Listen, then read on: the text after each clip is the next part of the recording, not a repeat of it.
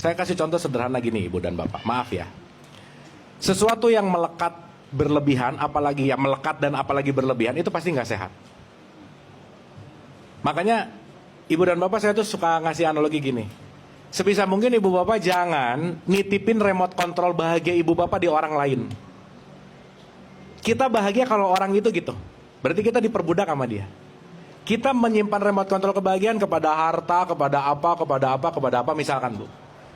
Sehingga nanti kalau kita mulai sadar, contoh, gini aja dulu. Ibu Bapak ada yang minta lahir ke bumi nggak kira-kira? Nggak ada. Berarti kita katakanlah terpilih, betul nggak? Berarti kita datang ke sini, terpilih, dan kita ke sini ini, Ibu Bapak mohon maaf ya, innalillahi wa inna ilaihi rojiun. Semua berasal dari siapa? Dan akan kembali ke, berarti datang ke sini mampir sebentar nggak? Mampir, tamu nggak? Tamu. Ya udah, ketika kita sadar kita tamu, kita nggak pernah punya hak milik apa-apa kok. Contoh udah nggak usah jauh, Ibu Bapak di sini ada TV. Ingat ya, kita tamu, pulang ini TV, kursi jangan dibawa pulang, kita tamu loh di sini. Kita datang ke sini hanya hak guna pakai, belajar, dan nggak pernah memiliki apapun.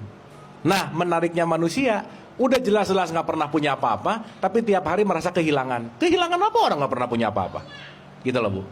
Sehingga ketika kita mulai menyadari untuk melepaskan, untuk menyadari bahwa tidak ada andil hak kepemilikan untuk aku, di situ kita akan terbuka kemelekatannya. Dan Ibu Bapak, semakin kemelekatan terbuka, semakin pintu hikmah itu akan terbuka lebar. Maka maaf ya, orang akan sulit mendapatkan hikmah atau hidayah kalau kemelekatannya tinggi. Anak bukan milik kita, pasangan bukan milik kita.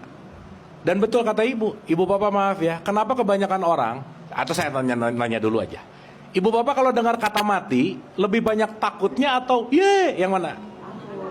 Takut. Kenapa takut?